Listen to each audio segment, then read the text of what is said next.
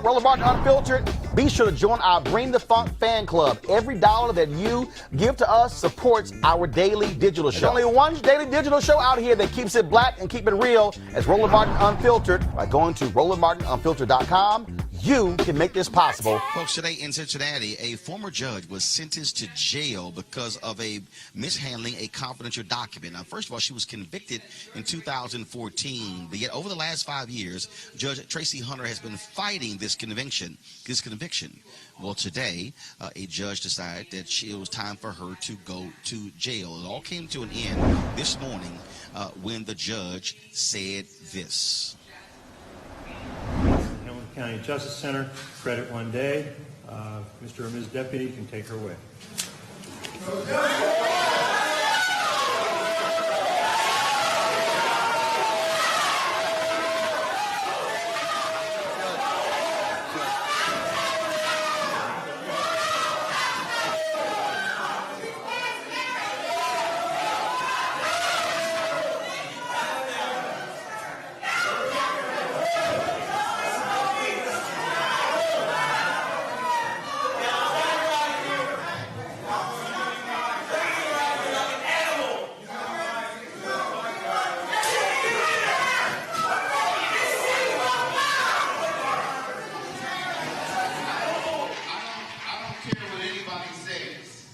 Joining us right now is Jennifer Branch, civil rights attorney and co-counsel for Tracy Hunter. Jennifer, thanks for joining us at Roland Martin Unfiltered.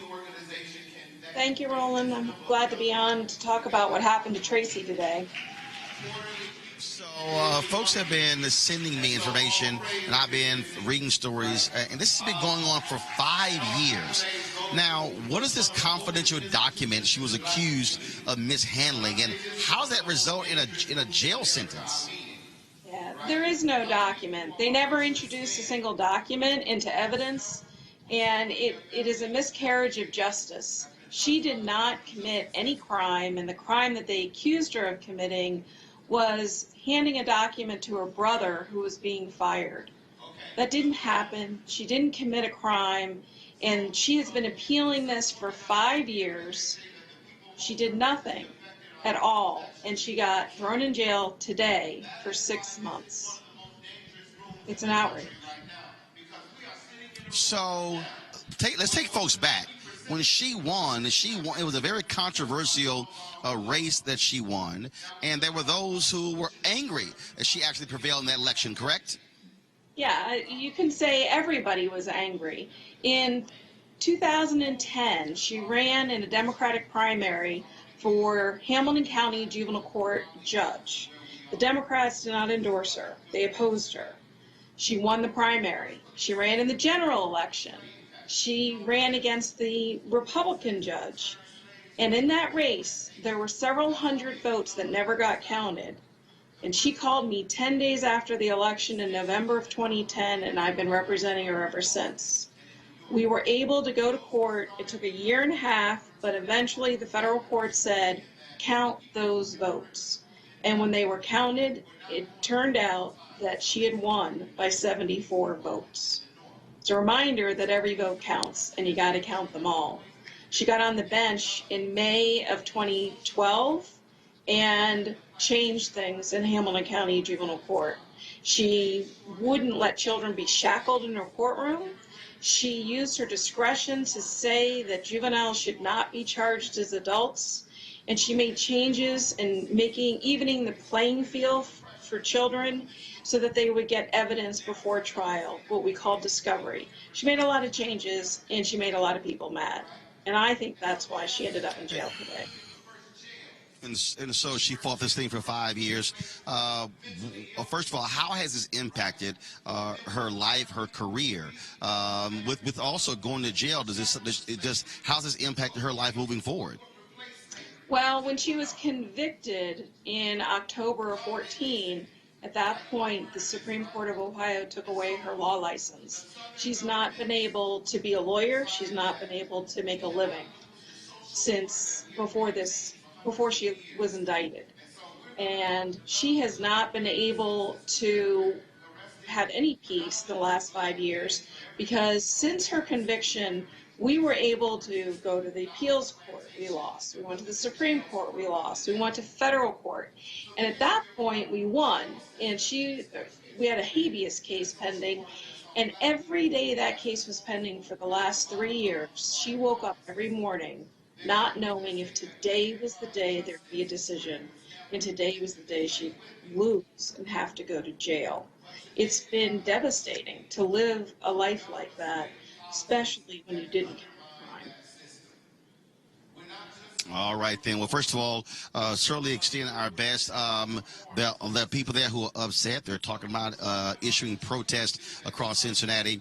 We certainly will be following to see what happens next, Jennifer. We sure appreciate it. Thanks a lot.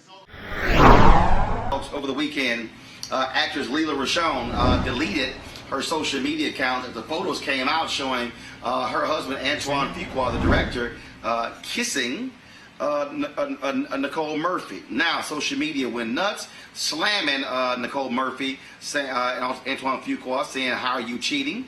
But this also didn't happen. But then people began to talk about when photos of Lela Rochon. And people saw her, of course, in Harlem Nights, played a character of Sunshine. She was in Boomerang as well. And people began to talk about her size. And oh my goodness, look how much weight she's put on. Well, Dr. Rachael Ross, who's a sexologist, she also talked about this on her Facebook page, also in her live stream. And people been blasting Dr. Rachael, saying she is fat shaming. And she's saying, no, we better learn to have some honest conversations when it comes to our relationships. Dr. Rachael joins us right now. So, Doc, first of all, glad to have you here. Glad to be here, Roland. Thanks for having me. Okay, Yes. So for the folks who are watching, you're not one of these TV doctors who's a fake doctor. You are an actual doctor. You have a degree. I have an MD and a PhD. I'm a family medicine physician, board certified practicing family medicine physician, and a clinical sexologist. So there we go. Let's put that out there. All right. So when you made your post talking about when you saw the photos, different photos of Antoine Fuqua and Lela Rochon, and let me also say this before I get to that. Everybody knows who watched this show. I don't waste my time on black celebrities who got married, who got divorced, who they dating, who they screwing, kids they had. That's their personal business. I don't cover those stories. But I thought this was interesting because it reveals something. It took an entertainment story, a gossip story, but dealt with something else on the relationship side, on the health side, on the mental side. That's why I wanted to talk to you. And so you wrote this piece where you looked at these photos and you talked about body language. And you talked about what happens with black women when they get married when it comes to their health. And so share your thoughts. Why did you weigh in on this topic the way that you did? Yeah, I appreciate you even asking. Now to me, I responded, with body chemistry and language the minute I woke up and saw it. And as I think most of Black America did, because what we saw there is our worst nightmare, right? Your husband kissing one of the most beautiful people in Black America, right? Because there's no real coming back from that, right? So I looked at the pictures and their body language, and I said, oh my gosh, did someone pose for these pictures? Are they making an announcement? Does he want his wife to know that, hey, it's me and this person now, because it looks very staged to me. So my immediate response was to then go and look and see couples, pictures of him and his wife together. And so as I'm clicking, I said, oh my gosh, there's no connection here. There absolutely isn't. And so when I turned to social media, everybody was talking about all the weight that she gained. So I looked immediately at the lack of connection, immediately at the fact that Lela Rochon no longer looks like the Lela Rochon I remember her to look like. And so I took to social media to immediately respond like, oh my God, the same response I would have given if that was my sister, my cousin, my patient.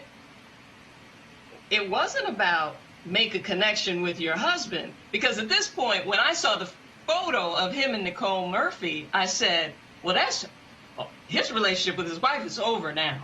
So my response to her isn't, girl, go get yourself together and get your man back or anything like that. My response to her is like, okay, let's back up. We've obviously got some health challenges here. Now, as a physician practicing in Gary, Indiana for almost 20 years now, I can spot a health condition across the room. But to the untrained eye, it's obvious that she has health conditions too, because she has gained probably 30 or 40 pounds. And you can never convince me that that amount of weight gain is going to be healthy for somebody. So couple all of this together with the fact that we know, studies show, that when men get married, their health improves. But we don't see the same type of data with women, because women have a tendency. But you also, but Doc. Yeah. No, I'm sorry. So I want you to make that point, because you said that in marriage, a woman's health worsens. Explain that. Yeah, so they studied almost 80,000 women between the ages of 50 and 79 for about 3 years, right? And what they did is they looked at the parameters of weight, waist circumference, use of alcohol, exercise habits, and diets. So the women who were divorced and the women who were single, they actually fared better in all of these parameters. So before we thought relationships keep everybody healthy. Now we know if you're diagnosed with cancer and you're with somebody, you have a better tendency to make it through that situation. But what we don't know, we cannot say that marriage is as healthy for women as it is for men. And it's because we have a tendency to give ourselves away in the relationship. So my post is about self-love, self-care. Take care of yourself. You know, we saw, you know, and what I like to do is take a celebrity situation and make it so that it relates to all of us. Because we've all been cheated. Doc, we've all cheated. Yes. You also want people to deal with the reality that we are physical beings, meaning we are attracted to things physically. If you see a car, that's a bad car, we don't have the same reaction to an ugly car. When we see somebody, that typically there's a physical thing that catches our eye that leads to getting to know somebody. But the reality is, I can't see your soul or your inner being, because the reality is, if I see you across the room, I'm seeing the outside of you. And what I also got was I thought you were trying to get people to also deal with that understanding that when things do change to happen to us physically, whether we are men or women, it has an impact on somebody who we're with as to how they then treat us, receive us, or they feel attracted to us. And you're saying, yo, you better pay attention to that and not act like it's not important.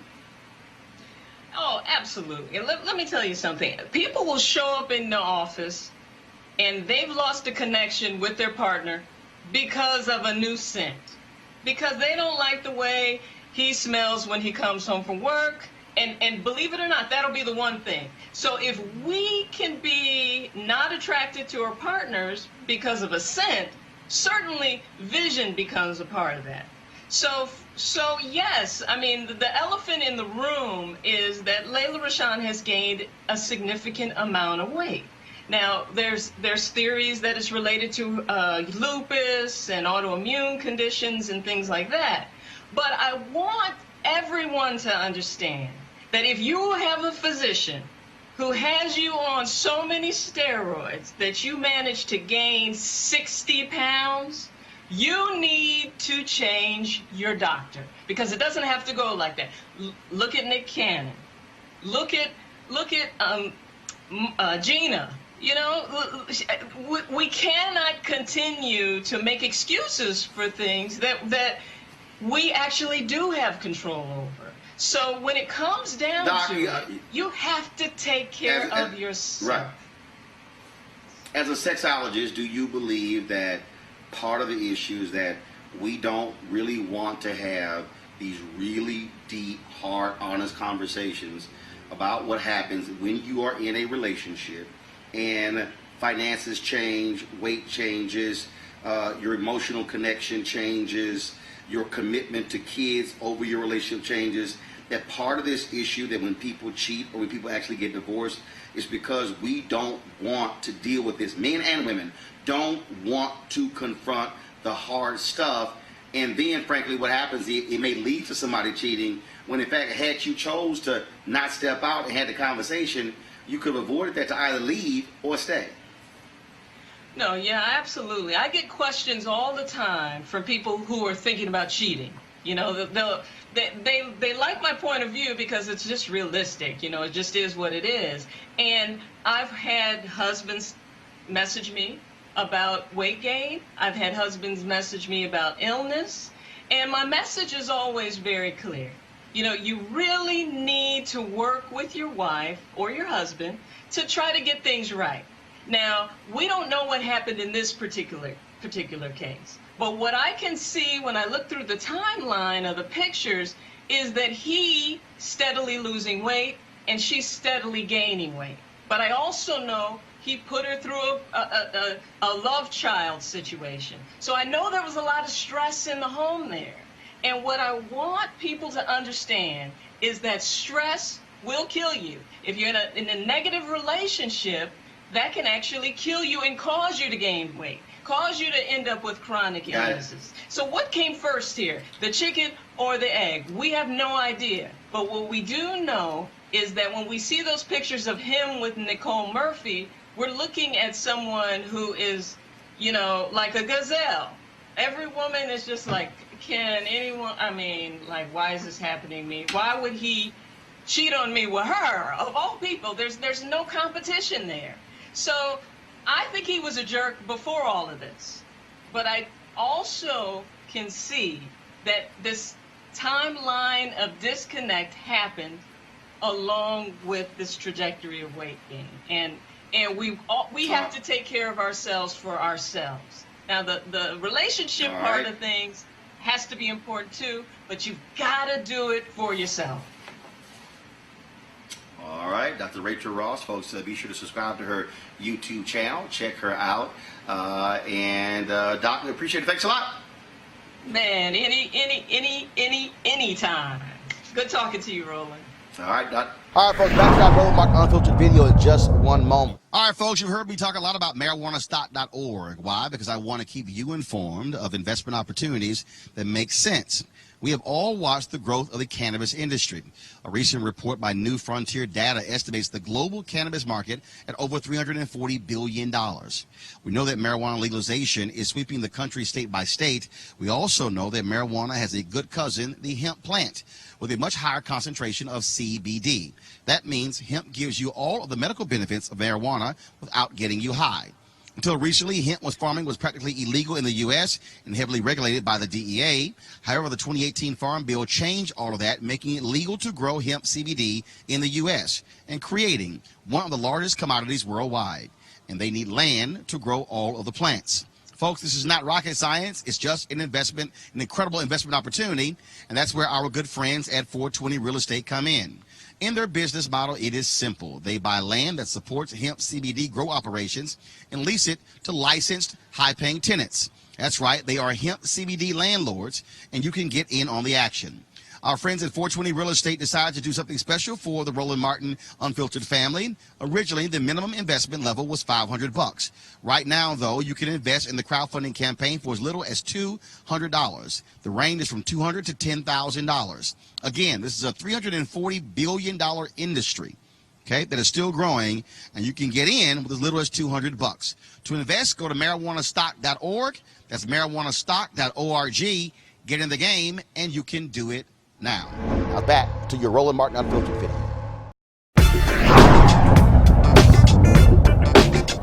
What also cracks me up, though, these clueless black conservatives who somehow, oh my God, I can't believe this thing is happening. The folks that announced this, dropped this video today. If y'all want to see an insane, stupid, ridiculous, sorry black conservative, yo, listen to this brother who is just clutching his pearls because of what Trump has done.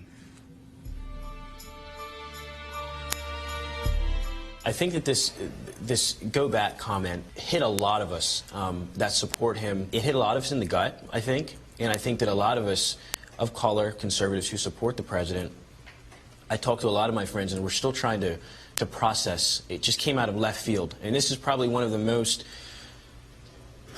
I don't know, one of the most controversial comments that ever came out of the White House. And so, I don't know, I'm still processing it myself, and I think that the president is putting a lot of us in a very precarious situation, people that would have supported him. I think the president has a base, and he has a far right-wing base. And there's a lot of white nationalists, a lot of racists, a lot of anti-Semites in that base. And I feel as though the president has said, okay, well, I had a small margin of African Americans, small margin of Latinos, small margin of LGBT. So what I'm going to do is I am going to have a PR strategy that's going to PR strategy that is going to rile up the base. And so I feel like a lot of us feel like, wow, like where do we fit in, you know, anymore? Are we still welcome in this movement? Are people of color still welcome? So a lot of us are still reeling from that comment. And I will tell you, a lot of my friends that are black conservatives, a lot of them have jumped off the Trump train. They've gone over to Kamala Harris's side. They've got involved in her campaign, and also Joe Biden's, certainly here in the Commonwealth of Pennsylvania. The president, there's a lot of people that believed in him. There's a lot of people that believed in him, and I think that the president's got to understand that, you know, when he attacks Colin Kaepernick, when he attacks LeBron James, Steph Curry, you're attacking the very people that you say that you're trying to reach look up to as role models. And so I think that it's up to the president. It's up to the president. Do you really want to have an inclusive campaign? Do you want to have an inclusive run? Do you want to have an inclusive administration, or don't you? Eugene, how does it feel to have some of these dumbass black conservatives who it came out of left field? What game has he been attending? I'm going to preface this next segment with this statement. Kevin Martin is a fucking clown. And the fact that CNN found him and used him as a model is ridiculous within itself. I believe that larger segment was something that Van Jones had hosted. The thing is this, you're going to see people like Kevin Martin pop their head up. What he said earlier in that segment is that Trump's statements weren't enough for him to walk away from Trump. You know, he's a clout-chasing clown. You know, he's one of those guys that, you know, feel as though he needs to go Facebook Live while driving and, you know, talk politics while he's sitting in traffic. And is not indicative of anybody serious. You know, he's been somewhat confined to Pennsylvania, and I don't know anyone in Pennsylvania that actually works with him. Or Ohio, because my understanding is that he was an Ohio native before he popped up in this CNN clip. But, you know, he is indicative of other folk out there. You know, he's of the Diamond Silk Hill, of the Lynn Patton Hill, and some other folk that, you know, will just give Trump a pass for whatever and just let whatever rock. But he's a clown and should not be taken seriously at all. All right, Doc. Well, I was going to say, being a black conservative has nothing to do with being a Trump supporter. And I think we're conflating being a conservative with being a Republican and being a Trump supporter. No, I'm putting them all together. Well, no, I think I'm putting them all together because a lot of them are supporting Trump. No, and I'm saying, if you are a Trump supporter, you're not necessarily a black conservative.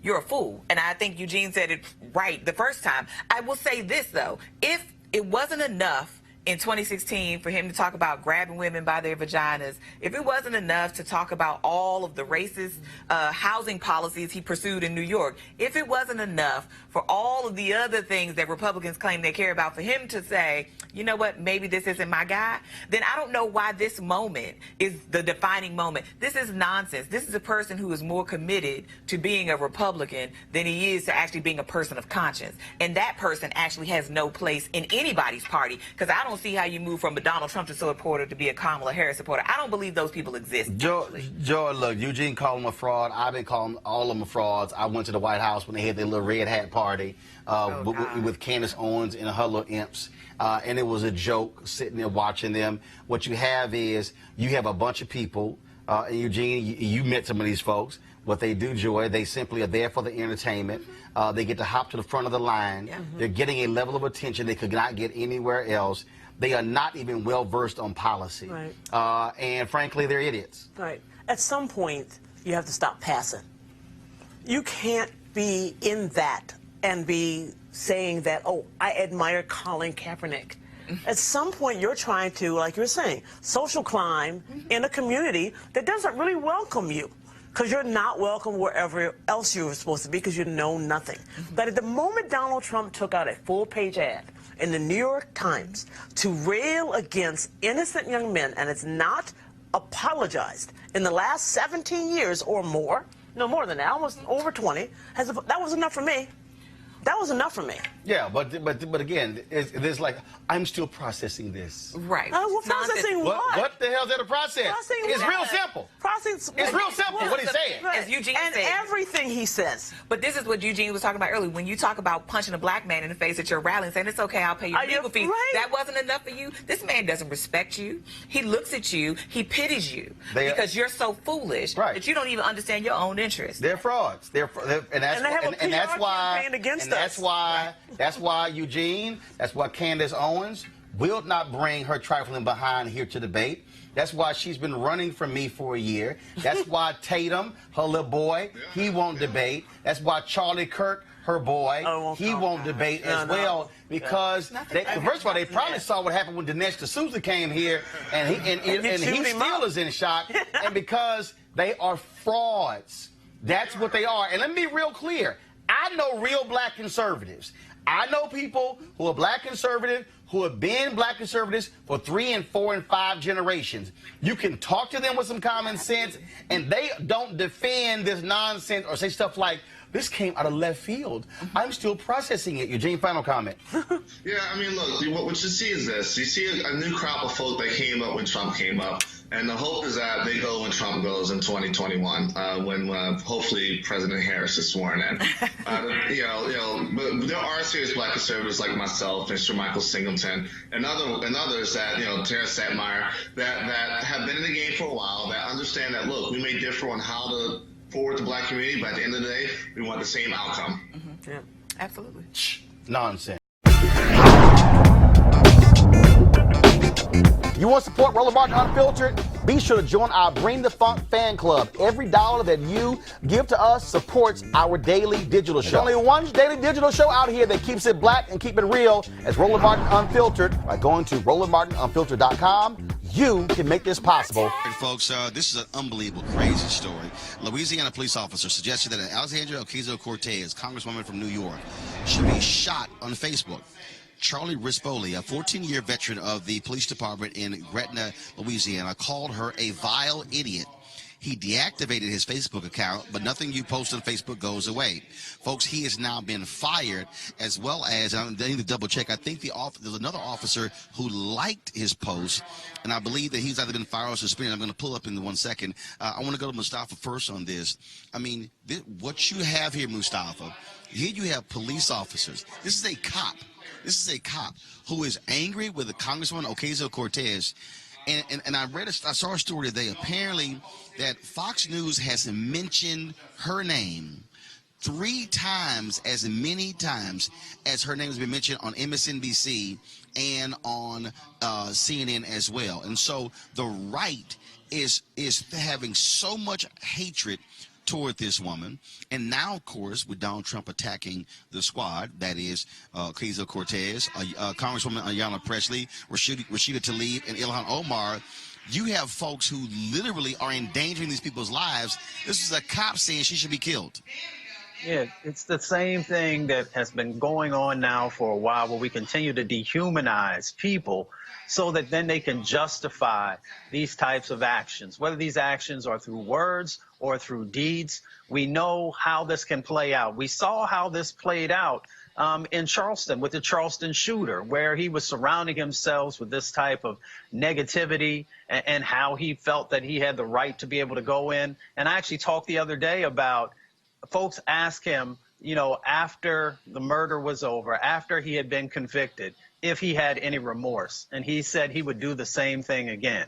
So when we allow these officers to be able to say these types of things, it just ties into this sort of atmosphere of hate that the administration, and not just the administration, and others continue to place on our country. And it puts a very, very dangerous scenario that we unfortunately continue to see folks speaking out in these negative ways, speaking out about violence and not really being checked. So it's good to hear that this officer has now been fired, because he should have been fired right away.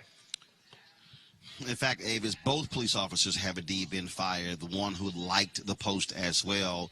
This is concerning because, again, the hatred that is being cast towards Ocasio-Cortez, being cast toward these other women, this could lead to, again, something tragic happen. Let's not forget, Congresswoman Gabby Giffords was almost assassinated outside of a grocery store by this deranged man. That's what we're dealing with. And when people attack them the way they do, Avis, this could have serious repercussions. Absolutely, it could have serious repercussions. And it's especially appalling that this is a police officer.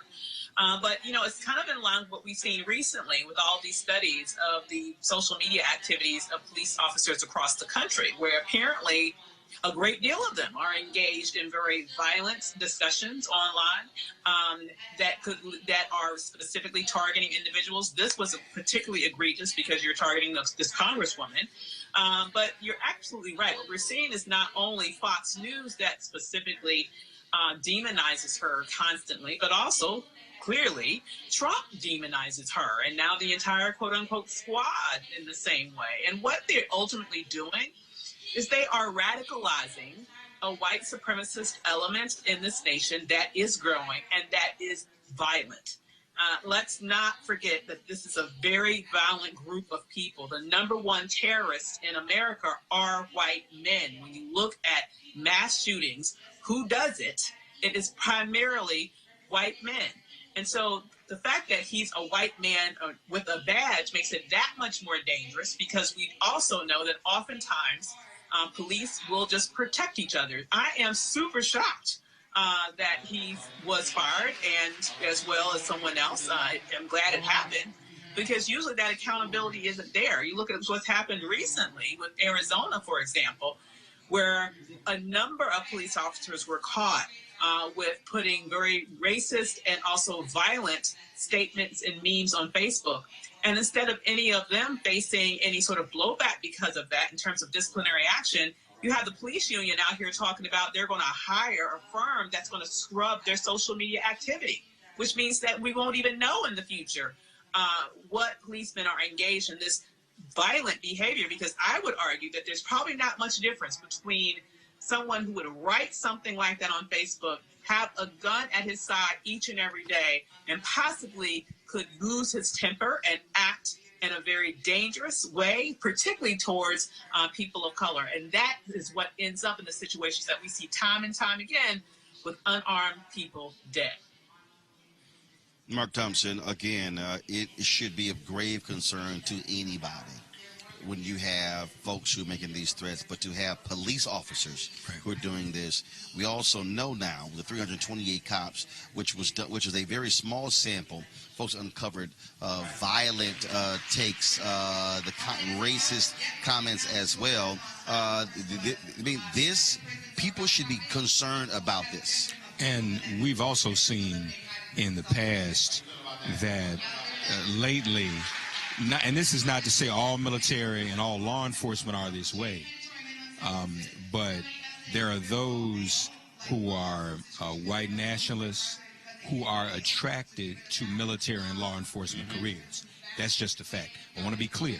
Not all military and law enforcement are white nationalists, but many white nationalists want to be military and law enforcement. And we've been saying all along that these institutions need to figure out ways to weed out those bad apples early on, to even have an early detection system. But you're right. If something were to happen to any member of the squad the way it happened to Gabby Giffords, that would be a tragedy. And if you or I were to do something like that, or encourage people to do something like that, we'd be accused of incitement. Why isn't Trump accused of incitement? Second of all, I will say this. I'm glad the cop got fired. Now, if a cop can be fired for saying a member of Congress should be shot, why can't cops be fired for outright shooting black people or killing black people, or choking them to death? That's the only other question I have. That's not a reflection on AOC.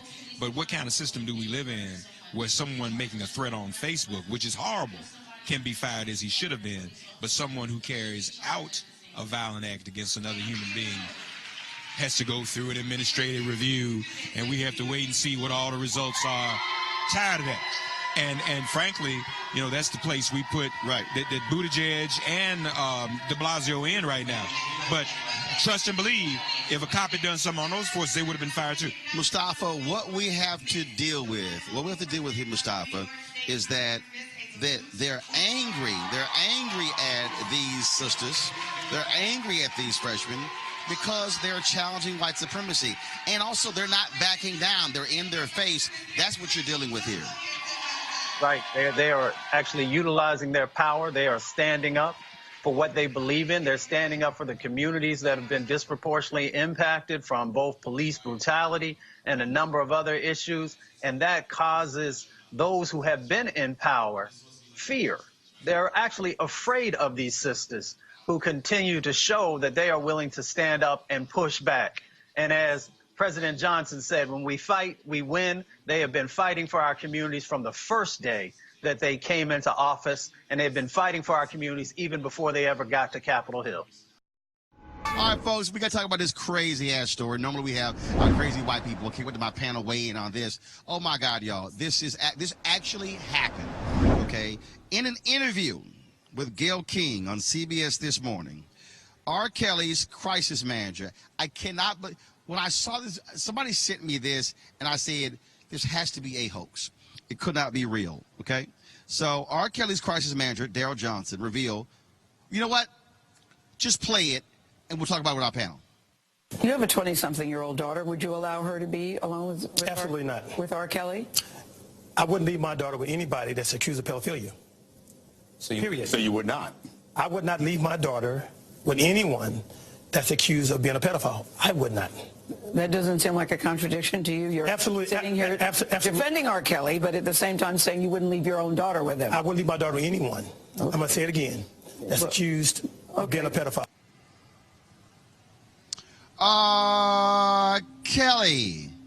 Is it any shock Daryl Johnson is no longer the crisis manager for R. Kelly? No, because it seems like he's about to be in his own crisis right now. Not only was it contradictory, but it was very telling that somebody in R. Kelly's own camp is admittedly saying that he wouldn't leave his own child around R. Kelly, regardless of whether he's accused of being a pedophile or not. At this point, it seems like a little bit beyond an accusation, but I understand, you know, innocent until proven guilty via court, et cetera, et cetera. But no, he's in a crisis of his own at this point, and, you know, God bless him on his journey. Jason, if you're in trouble and you've been hit with state charges and federal charges about being with underage women, it really doesn't work for you when your crisis manager goes on television and says, no, I wouldn't leave my daughter with somebody who's accused of pedophilia, meaning your client. That was crazy. And, of course, a lawyer for R. Kelly says that Johnson resigned Monday night for personal reasons. Yes, like answering damn questions to Gayle King. Yeah. I don't know who vetted that guy, who thought hiring him was a good idea. He was not prepared to do the job. And I don't know why the attorney isn't the crisis guy. Why isn't the attorney the person who's speaking on the case and talking about, R. Kelly and R. Kelly's innocence? I mean, that's the person who's got all the facts and is most prepared. But they hired some consultant who was really quick. I mean, he didn't even think about it. He was like, absolutely not. R. Kelly? Heck no. You know what I mean? It just did not work out well for him, and I'm sure it's not going to do a whole lot of wonders for his business either. So good luck, in whatever your new job is. I forgot the guy's name, but, his beard was really black. I don't know what he put in that. You know what? I need some of that. I need some of that for these grays here. So maybe he can endorse that. Melek, Bakari Sellers tweeted this. This is what happens when you order your crisis manager off eBay. Oh, no. I mean, I have to agree with him. At Crisis Management 101, go to bat for your client. In the idea that he would get on national television and say that he wouldn't allow his daughter. Now, I get his point, the later point, which was that he wouldn't like his daughter to be around anyone who's been accused of pedophilia or something like that. But there's a way that you can answer that question without throwing your client under the bus. I mean, he didn't just throw him under the bus. He literally dug a hole just all the way down to the center of the core's earth. And that's where he placed R. Kelly. I mean, and I think that's probably what's going to happen with his career. But like Jason said, he had a lot of great, was that Bantu, or what is that called? Beijing. Wow. Y'all should know this. I shouldn't be knowing this. I don't wear, wow, never mind. But yeah, just a truly bad decision, and it would be interesting to see who takes him up, on any contract moving forward after this, because clearly he was not ready. Did he have one before? Is this his first client? That's what he's acting like. As in nobody. As in, I'm sure no one will hire him for a crisis manager. Maybe to do their beard, as Jason said, but it won't be any of that. I'm just saying. So that's pretty wild, pretty crazy. All right, folks, back to our Roland Martin Unfiltered video in just one moment. Hey, guys, you heard me talk about a lot about marijuanastock.org because I want to keep you informed of investment opportunities that make sense. We've all watched the growth of the cannabis industry. A recent report by New Frontier Data estimates the global cannabis market at over $340 billion. We know that marijuana legalization is sweeping the country state by state. We also know that marijuana has a good cousin, the hemp plant, with a much higher concentration of CBD. That means hemp gives you all the medical benefits of marijuana without getting you high. Until recently, hemp farming was practically illegal in the United States and heavily regulated by the DEA. The 2018 Farm Bill changed all of that, making it legal to grow hemp CBD in the U.S. and creating one of the largest commodities worldwide. And they need land to grow all of the plants. Folks, this is not rocket science. It's just an incredible investment opportunity, and that's where our good friends at 420 Real Estate come in. Their business model is simple. They buy land that supports hemp CBD grow operations and lease it to licensed, high-paying tenants. That's right, they are hemp CBD landlords, and you can get in on the action. Our friends at 420 Real Estate decided to do something special for the Roland Martin Unfiltered family. Originally, the minimum investment level was $500, but right now you can invest in this crowdfunding campaign for as little as $200. That's right, anywhere from $200 up to $10,000. Again, folks, this is a $340 billion industry that is still growing, and you can participate with as little as $200. For more information and to invest, go to marijuanastock.org. That's marijuanastock.org. Be sure to get in the game and do it now. Now back to your Roland Martin Unfiltered video. It's what are they possible. up to now? No charcoal grills are allowed. I'm white. I got you. Illegally selling water without a permit on my property. Whoa! Hey! Give me your eyes. You don't live here. I'm uncomfortable.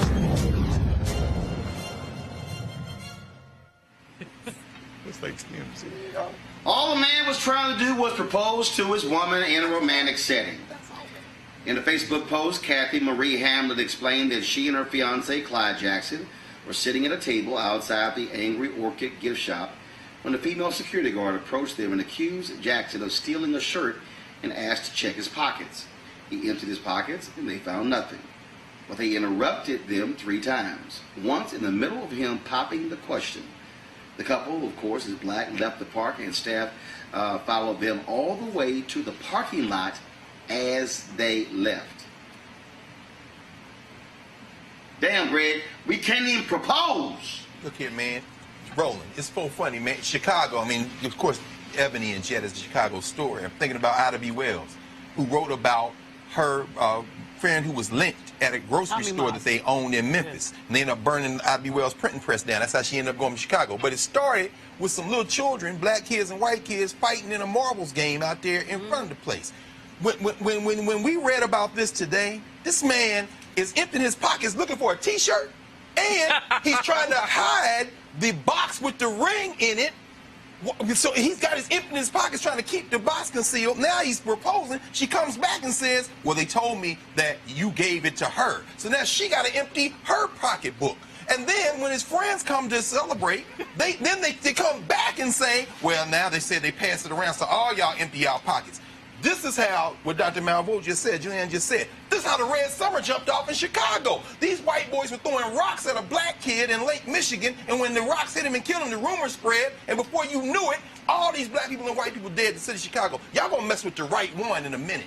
And it ain't gonna be no filming and talking. It's gonna be a race war in this country. But and I'm not saying that because I want to see one pop off. But you're not going. No. But people have had enough. People have had enough. People have enough. Funerals and weddings are the most intimate moments for black people. You break up the right one's proposal and see what happens.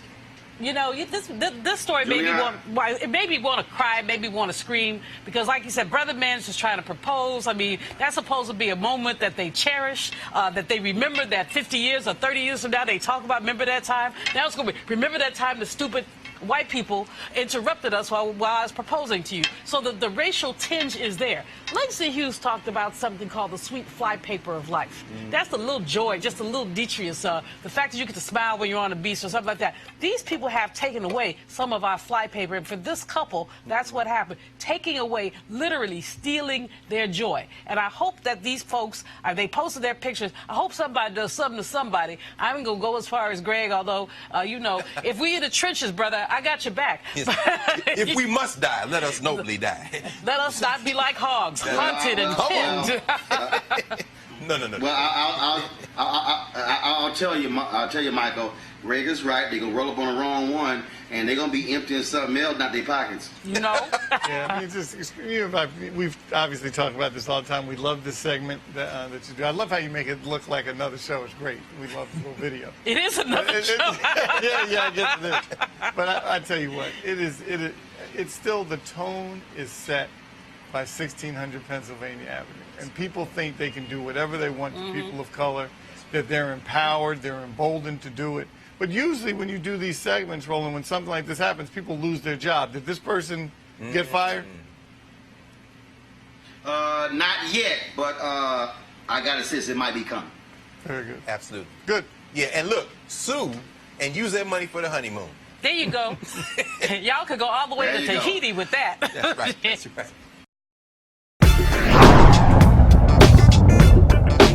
You want to support Roland Martin Unfiltered? Be sure to join our Bring the Funk fan club. Every dollar that you give to us supports our daily digital show. There's only one daily digital show out here that keeps it black and keep it real as Roland Martin Unfiltered. By going to RolandMartinUnfiltered.com, you can make this possible. Let's talk about this huge story that's developing out of Atlanta. Several male Morehouse College students have posted videos of themselves on Twitter alleging they have been sexually assaulted by a male staff member at the all-male college. The explosive videos went viral. Here's one of them. All right, so I'm finally ready to tell what happened. So since second semester of my freshman year, I was assaulted by a staff member at Morehouse College by the name of DeMarcus Cruz. And it got to the point where I went into really bad depression and shit like that. And he started he was kind of trying to force me to come out about my sexuality and shit like that, making advances at me, telling me I need dick, comments and shit like that, right? And he told me, another comment he made was, didn't I tell your bitch ass to text me if you need anything or anything like that? So these are the comments that DeMarcus made to me. I don't want to go into like detail of what actually happened because this video will be taken forever. But my freshman year, he used to do shit such as like hugging me, pinching on my cheeks and shit, just predatory shit like that. So I never told my parents about it. I probably told like one or two of my friends about it. And it's really been bothering me. And I just started breaking down crying today because I told Title IX, I reported it the day after. I reported it to Title IX. And Terrain Bailey, and like I said, this was in the beginning of 2018. Terrain Bailey literally like was being condescending the whole time, acting like she didn't care. Canceled several meetings with me, never heard anything back from her. Comes to find out she was fired. So that whole semester plus first semester of my sophomore year, I didn't hear anything about it. I am Bryson Hill. I'm a freshman at Morehouse College, and I too was sexually harassed by DeMarcus Cruz, a dean at Morehouse College. During the summer prior to my freshman year, I was doing a program called PSCP, and during this program was where I met Dean Cruz, and he was, very nice and helpful. He was trying to help me get scholarship, and, he was really looking out for me. He was just looking out. I remember there were some nights where, like, he would call me at, like, 2 o'clock in the morning, and we would just be up talking. He'd be trying to help me with scholarship.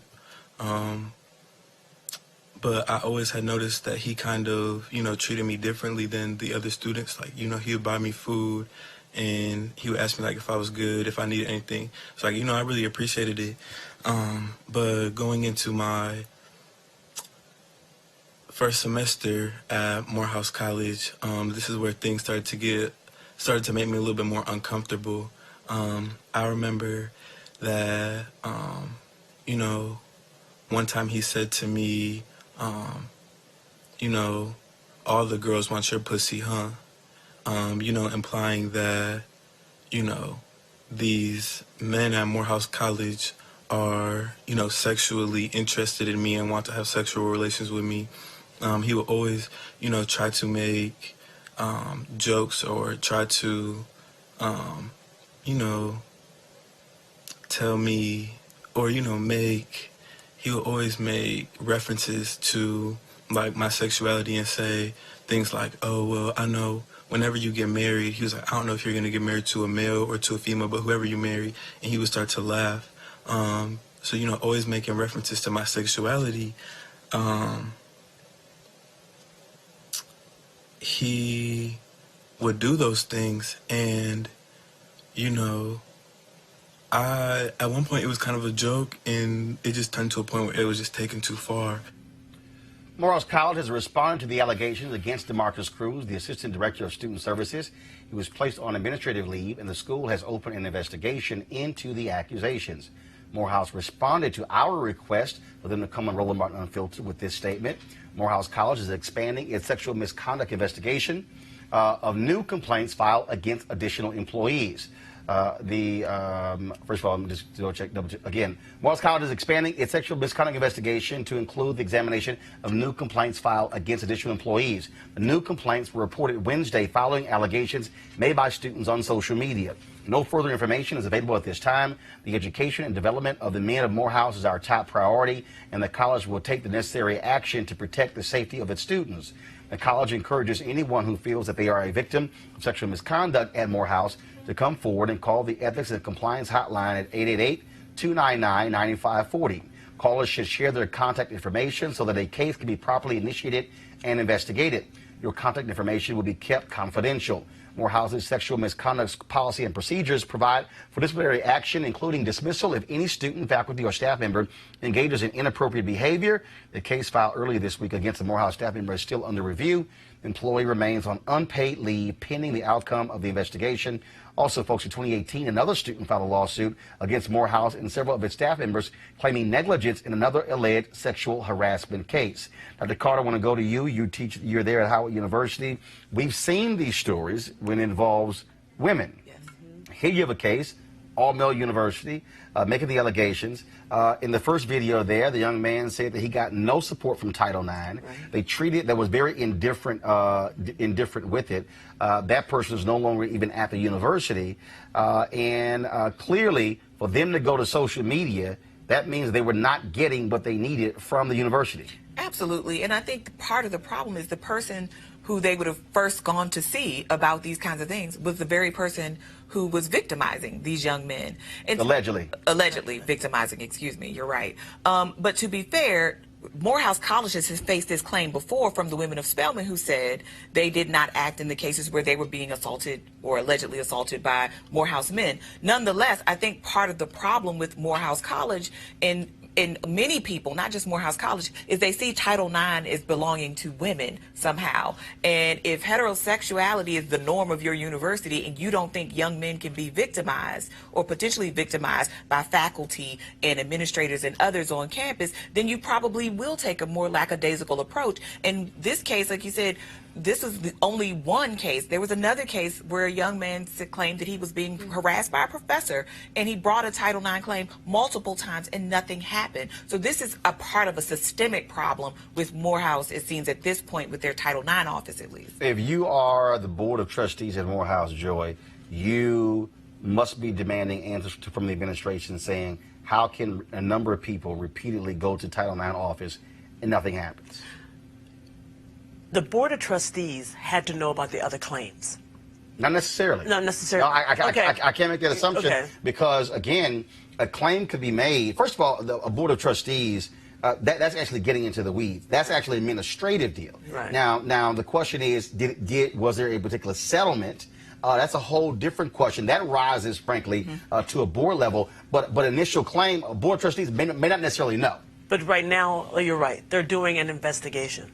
But I think one of the greatest tragedies of what's going on is that young women and young men, there's no conversation that allows them to be safe. They go to the school, they're not safe or taken care of. The first young man who testified said he couldn't go to his parents. And that happens a lot when we're hearing the stories about women. They don't know what to do. I think we need to have a cultural conversation, just like we tell our 6-year-olds, if somebody touches you beneath where your bathing suit should be, we should have a conversation at orientation, probably at high school level, before that if this happens, these are the people you tell, including going to the police. But they do that, right? In freshman orientation, I know at least at Howard University, there's a whole Title IX office. They come and they tell you who you're supposed to contact. The problem is people still don't feel comfortable. Well, what I was going to say next, and the next level of that orientation is to the adults. Well, be held accountable. You cannot be the head of student activities, and you're the one allegedly doing the harassment. But the thing, Eugene, that jumps out is that this is not just a question of, frankly, what they tell students. If you look at what took place at Baylor University, where they had a number of sexual assault claims against athletes at Baylor, they said Title IX failed because it was the athletic department. Right. You also have, of course, the Obama administration who tried to beef up the rules when it comes to Title IX. Then Betsy DeVos, after Donald Trump comes in, they basically get rid of those provisions. Legs out. And what you have is you have universities that do not want to confront these issues. That's where it is. An administration, a president of a university, has to say there's going to be zero tolerance in ignoring Title IX claims. Yeah, and I agree 100% with you. It's almost as if the universities have an inherent conflict of interest. You know, here you had multiple. The students did their part, and more times than not, the students will do their part in reporting it. The issue is how is it handled after it's reported. What you're seeing with a lot of these Title IX offices is that, one, they're dropping the ball, they're either ignoring the cases or just being completely negligent, and which is actually criminal activity. I think what probably needs to happen going forward, and it probably should be codified federal policy, is that when you have Title IX complaints or Title IX cases open, especially ones involving sexual assault and grave sexual assault, I think they probably should be handed over to the police department, and not necessarily even campus police, or probably whatever the local jurisdiction is to be handled and investigated. Because the university has an inherent conflict of interest to, one, quote unquote, protect the brand and name of the university, or those that are significant assets to the university, like athletes. But even if half of what these these young men are alleging is true. And much of it was just inappropriate behavior, teaching our young people to understand what is inappropriate grooming style behavior. Nobody should be calling you at 2 a.m. To talk about anything personal, right? If it's a student in crisis and that's your job for them to call you, but you shouldn't be just calling them to shoot the breeze at 2 a.m. You also should never be having a sexually oriented conversation with a student. That would be inappropriate for us to have it in this panel, let alone your superior, your guide on a college campus. Absolutely. It's an inappropriate conversation. Absolutely. Period. And I think that. And I think Roland is right. Yeah. At the president level, zero tolerance. Absolutely. And I think, you know, this is a hard one because I think so many of these people, these young men in these videos certainly felt some responsibility for what allegedly happened to them. And there is a shame that comes with it. The fact that they are also young men, I think we don't really have a good way in this society of talking about how young men have a right to also be protected in certain kinds of ways because there's not really an acknowledgement of the ways in which men, black boys, black men are also victimized. Folks, of course, we'll keep you updated on this story to see what happens next. Friends, let me be very brief. My time is of the essence because I have many miles to travel before I sleep. I must be in Washington, D.C. this evening.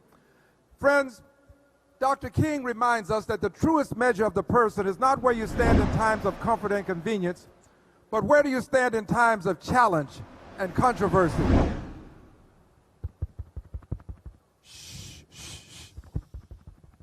I promise to be brief. And these are times of challenge and controversy. We have in the White House a person who does not respect the humanity of the people that we represent. We have in the White House a person who is ruthless and lawless, and I am a person who believes that such a person should not occupy the White House in the United States of America. So I'm here with you today because I know who you are. You are the organization. I'm a part of you. I'm a life member and a diamond member. You're the organization that filed Shelley versus Kramer and Burroughs versus Jackson to allow us to outlaw restrictive covenants and live in neighborhoods where we couldn't live prior to those cases being litigated. You litigated, and successfully, I might add, Brown versus the Board of Education. If the truth be told, we eat where we eat, we sleep where we sleep, and we live where we live because of the NAACP. And I believe that we are people who are committed to the cause of justice. We are people committed to the notion that if you tolerate hatred and bigotry and racism, you will perpetuate it.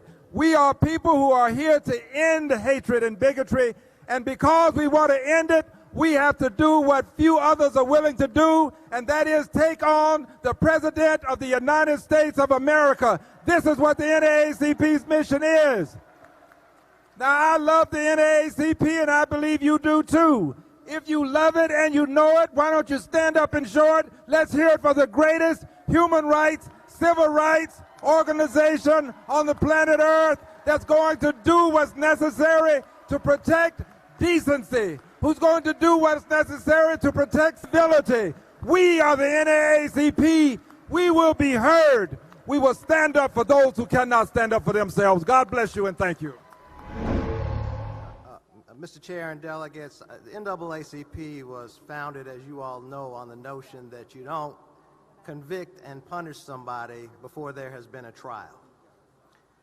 With that in mind, what I've proposed and what has been formally submitted is that we strike the language from the penultimate resolve clause and has committed a high misdemeanor in office because that is what would be determined after a trial. Also, in the final resolve clause, I propose striking the language that comes after trial so that it would read, be it finally resolved that Donald John Trump, by causing such harm to the society of the United States, is unfit to be president and warrants impeachment and trial. What would happen to him as a result of that trial should be left to the process. The question has been called. Cut off debate on the emergency resolution. All those in favor, raise your voting card. Those opposed? Debate is cut. Debate has ended. We're now voting on the emergency resolution as amended. All those in favor, raise your voting card. All those opposed? The chair declares that this resolution has passed unanimously.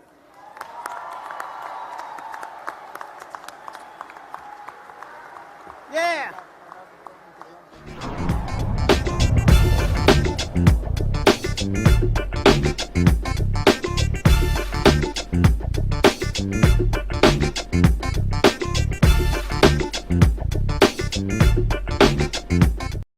You want to check out Roland Martin Unfiltered?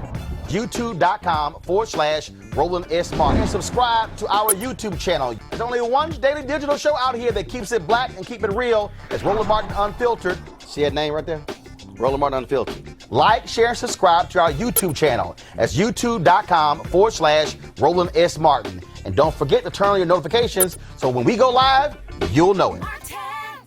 Hey everybody, this is your man Fred Hammond, and you're watching Roland Martin, my man, Unfiltered. Hi, this is Essence Atkins, and you're watching Roland Martin Unfiltered. Hey yo, Peace World, what's going on? It's the Love King of R&B, Raheem Devon, and you're watching Roland Martin Unfiltered. Hi, my name is Brescia Webb, and you're watching Roland Martin Unfiltered. Well, I like a nice filter usually, but we can be unfiltered. What's going on? This is Tobias Trevelyan, and if you're ready, you are listening to and you are watching Roland Martin Unfiltered. What's up? I'm Lance Gross, and you're watching Roland Martin Unfiltered. Hi, this is Cheryl Lee Ralph, and you are watching Roland Martin Unfiltered. I mean, could it be any other way? Really? It's Roland Martin.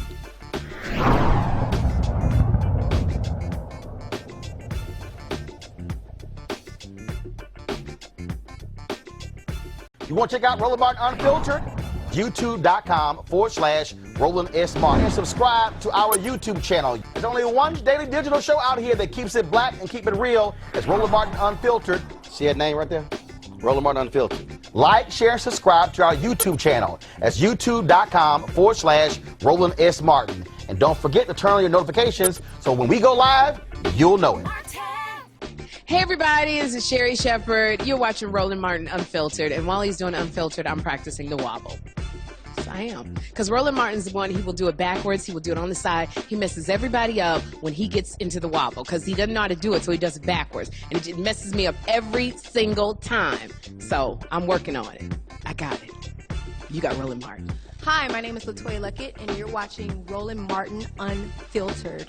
What's going on, everybody? It's your boy Mac Wiles, and you are watching Roland Martin Unfiltered. What's up, y'all? It's Ryan Destiny, and you're watching Roland Martin Unfiltered. What up, Lana Well, and you are watching Roland Martin Unfiltered.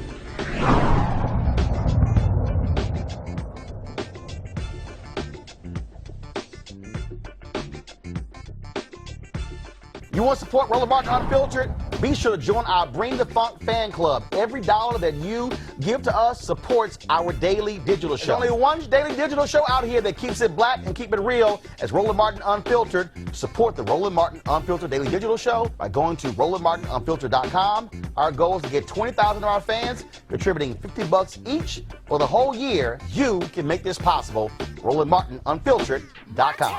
Hey fam, want to check out Roland Martin Unfiltered? The blackest show on all of digital, cable, and broadcast. Check out our audio podcast. There's only one daily digital show out here that keeps it black and keep it real. It's Roland Martin Unfiltered. Press play.